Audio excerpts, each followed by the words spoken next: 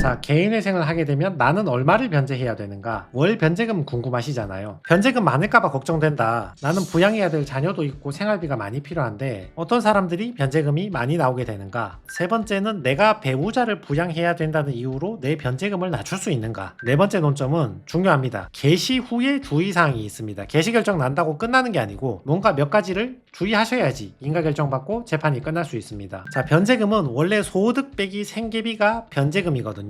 내 월급이 200이면 1인 생계비 145만원을 제외하고 한 달에 55만원 36개월을 내고 나머지 변제 못한 거는 탕감을 받게 됩니다. 한 달 생계비 145만원은 내 밑에 부양가족 자녀가 있으면 금액이 늘어나겠죠. 그리고 똑같은 부양가족이라 하더라도 매년 해마다 물가 상승률을 반영해서 생계비는 계속 올라갑니다. 생계비가 높아지면 변제금이 낮아지는 거니까 채무자한테는 좋은 거죠. 예를 들어서 미혼 남성이 한 명 있다면 24년에는 1인 생계비 133만원을 공제해 줬는데 25년에는 물가 상승 반영해서 143만원을 공제를 해줍니다. 근데 결혼해서 밑에 자녀가 하나 있어서 나하고 자녀 한 명 합쳐서 2인 생계비는 235만원, 나하고 자녀 2명 3인 생계비는 300만원, 나하고 자녀 3명 4인 생계비는 365만원, 나하고 자녀 4명 5인 생계비는 426만원입니다. 단순 계산하면 소득 200에서 미혼 남성이면 145 빼면 한 달에 55만원 36개월 변제하고 월급이 300이면 1인 생계비 145만원 빼면 155만원을 변제해야 되는 거죠. 월급이 많으면 변제금이 많겠죠. 근데 똑같은 300만원이라도 내가 밑에 자녀가 한 명 있으면 2인 생계비 240만원 빼면 한 달에 60만원만 변제하면 되고 월급이 350이라도 나하고 자녀 2명 합쳐서 3인 생계비 300을 빼면 한 달에 50만원만 변제하면 되는 거죠. 이와 별도로 청산가치 이상 변제해야 된다. 요것도 주의를 하셔야 되는데 청산가치가 뭐냐 하면 나의 재산이라고 생각을 해주시면 됩니다. 재산하고 똑같진 않은데 비슷하다고 보시면 되고 내가 가진 재산이 많으면 내가 가진 재산 이상은 변제를 해달라는 법원의 취지입니다. 그리고 재산뿐만 아니라 내가 사치 탕진하고 사라진 돈 있죠. 내가 모바일 토토로 1억을 날렸으면 1억은 나한테 없는 재산이지만 청산가치에 집어넣어서 결국은 변제금을 더 높이라 이런 페널티를 받게 됩니다. 예를 들어서 재산이 3,600만원 있고 사치 탕진으로 날린 게 3,600이 있다면 두 개 합쳐서 청산가치가 7,200이 되고 3년 변제 기간 동안 7,200 이상 변제를 해야 되니까 7,200 나누기 36개월 하면 한 달에 최소 200만원 이상 변제를 해야 되는데 이것도 딱 200이 아니고 현재 가치 고려하면 조금 더 변제를 해야 됩니다. 그럼 변제금이 많은 사람은 어떤 사람인가? 답이 나왔죠. 소득이 많으면 변제를 많이 해야겠죠. 그리고 재산이 많거나 탕진이 많으면 청산 가치가 커지니까 변제를 많이 해야 됩니다. 자, 이분은 IMF 당시에 98년 외환위기인데 그 당시에 2억이라는 큰 부도를 맞아서 그때부터 지금까지 힘들었다. 아마 그때 채무를 지금까지 들고 왔다는 건 아니고 그 뒤에 다시 돈 벌어서 일부 갚았다가 형편이 힘들 때는 다시 빌렸다가 늘었다 줄었다 하면서 돌려막기 하면서 지금까지 오셨다. 그런 말씀이시겠죠. 부도가 나서 월세 보증금을 줄여가면서 이사해서 받은 월세 보증금으로 생활하면서 일해서 갚았는데 21년 코로나 때 패션 회사들이 전부 부도가 나면서 받을 돈을 못 받게 되었고 설상가상으로 남편이 정년퇴직하면서 더 이상 돈을 갚을 수가 없으니까 우울증이 생기고 정말 죽을 것 같아서 채권자한테 진심으로 죄송하지만 개인회생을 신청하게 되었다. 93년도에 인테리어 가게를 창업을 하셨는데 98년경 외환위기 때 거래처가 부도나서 받을 돈 못 받아서 나도 부도가 나게 되었다. 채무 탕감을 하고 말고는 채무자 개인께서 결정하실 일이니까 제가 뭐 관여할 바는 아니지만 이렇게 너무 오래 고생은 안 하셔도 괜찮거든요. 뭐 저게 벌써 25년 전 일인데 그러면 25년 동안 빌렸다 갚았다를 반복하면서 돌려막기를 계속 하셨다는 그런 말씀이시잖아요. 지금 최근에는 개인회생이 워낙 대중화가 되어서 빚지자마자 이자 한 번도 안 내고 바로 회생하시는 분들도 많이 계시는데 이분처럼 너무 정직하고 채권자의 돈을 갚겠다는 책임감이 강하시면 물론 뭐 도리상 내가 최선을 다해 변제하겠다는 말이 틀린 말은 아닌데 이러면 25년 인생 그냥 다 보내고 나서 이제 와서 개인회생으로 통과하면 뭐 물론 안 하는 것보다는 하는 게 낫겠지만 어떻게 보면 좋은 세월이 다 지나가 버린 거잖아요. 그러니까 계산기 쳐보시고 안 되겠다 싶으면 포기를 빨리 하는 것도 현명한 길이지 않나 뭐 그렇게도 생각을 해봅니다. 저렇게 25년씩 돌려 막으신 분들이 채권자한테 진심으로 죄송하다고 아직도 죄송해 하시는데 지금까지 내신 이자마이도 원금의 몇 배는 되실 겁니다. 자, 개인회생 신청하자마자 은행하고 증권사 내역 전부 다 제출하고 한 번에 100만원 이상 입출금했던 거 어디 썼는지 소명을 다 해야 됩니다. 은행의 거래 내역 전부 다 출력해서 제출하고 새마을금고 거래 내역도 전부 다 제출하고 우리은행 거래 내역도 제출하고 한 번에 100만원 이상 입출금한 거 있죠. 입금된 거 어디 썼는지 설명하고 출금된 거 어디 썼는지 설명하고 삼성카드 이용 내역서도 제출을 하시고 신한카드 이용 내역서도 제출을 하시고 내가 배우자를 부양한다는 이유로 변제금을 낮추어 달라 이렇게 신청을 할 수 있는데 근데 무조건 다 되는 건 아니고 일단 배우자가 65세 미만이면 배우자가 일을 할 수 있기 때문에 나의 부양가족에 넣어주지 않는 게 원칙입니다. 채권자 입장에서 생각을 해보세요. 안 그래도 일부 면책되고 일부 탕감되고 받을 돈을 일부만 받게 되는데 심지어는 채무자가 일할 수 있는 멀쩡한 자기의 배우자를 위해서 생활비를 줘야 되니까 변제금을 적게 주겠다 하면 채권자 입장에서는 얼마나 어이가 없는 일입니까? 그래서 법원에서는 기준을 만들어 두었는데 원칙적으로는 배우자가 65세 넘어가서 근로 능력이 없어야 하고 혹시 65세 미만이어서 근로 능력이 있다면 부부 사이에 미성년 자녀 또는 장애 가족이 있어서 그 사람을 보살핀다고 배우자가 일할 수 없는 사정이 있다거나 또는 과거 1년간 배우자가 무직이었거나 소득이 매우 소액이었던 경우에 이런 경우에는 배우자를 이유로 변제금을 좀 깎아줄 수 있다. 그것도 무조건 해주겠다는 건 아니고 상황 봐서 종합적으로 봐서 인정해줄 수 있다. 이 정도로 규정을 만들어 두었습니다. 그러니까 법원에 설명을 해야죠. 배우자가 아직 65세 미만이지만 왜 내가 배우자를 부양해야 되는지, 배우자가 정년퇴직하고 이제 건강이 안 좋다, 각종 시술을 받고 살고 있다, 그리고 연로하신 시부모님 부양이 필요하다, 그분 건강이 안 좋으시다, 80대 시어머니 몸이 안 좋고 병원 치료 계속 받고 계시고 남편은 시어머니 부양하기도 정신이 없으니까 내가 남편에 대한 생계비를 부양해야 된다. 자, 이분은 운이 좋았습니다. 배우자가 65세 미만이지만 연로하신 시부모님을 모셔야 한다, 취업이 안 된다, 이런 것 이유로 2인 생계비를 인정받아서 290에서 228 빼고 한 달에 62만원 36회 변제해서 2100만원 정도 변제하는 걸로 최종 결정을 받았습니다. 전체 채무액 1억 2천 중에서 2100만원 변제하고 나머지는 탕감입니다. 그게 자기 채무의 18%를 변제하고 82%는 탕감받고 이자는 전부 다 탕감받는 것이고, 자, 개시결정 받았다고 끝난 거 아닙니다. 개시결정 받으셨어도 진정하시고 자기의 의무를 다 하셔야 됩니다. 채권자 집회에 출석하셔야 되고요. 그리고 개시결정 받으면 이렇게 가상계좌번호 알려주거든요. 여기에 변제금을 성실히 입금을 하셔야 됩니다. 채권자 집회에 나오시고 입금도 하셔야지 인가결정을 받고 재판이 끝나는 것입니다. 주의하셔야 됩니다. 참고로 채권자 집회에 출석하면 채권자가 요구할 경우에 내가 어떻게 변제를 하겠다고 설명을 해야 할 의무가 있는데 거기 나와서 그걸 요구하는 채권자는 거의 없으니까 너무 염려 안 하셔도 됩니다. 11월 달에 개시결정 받고 1월 달에 채권자 집회기일 열고 그 다음에 인가받고 끝내는 것입니다. 결론 내립시다. 나는 얼마를 변제해야 되는가? 소득에서 생계비를 빼고 변제금을 내게 된다. 나의 생계비뿐만 아니라 내가 부양해야 될 사람들의 생계비를 포함할 수 있다. 그럼 변제금 많은 사람들은 어떤 특징이 있는가? 월급이 많거나 재산이나 탕진한 금액이 많아서 청산 가치가 큰 사람들이 변제를 많이 해야 된다. 배우자를 부양한다는 이유로 내 변제금을 낮출 수 있는가? 배우자가 65세를 넘어가서 근로 능력이 없든지 또는 65세 미만이라면 특별한 사유가 있어야죠. 배우자를 부양해야만 하는, 그래야 변제금을 내려줄 수 있다. 개시결정 난다고 끝나는 거 아닙니다. 집회기일에 반드시 참석을 하셔야 되고 변제금을 잘 납부하셔야지 인가결정 받고 재판이 끝나게 됩니다.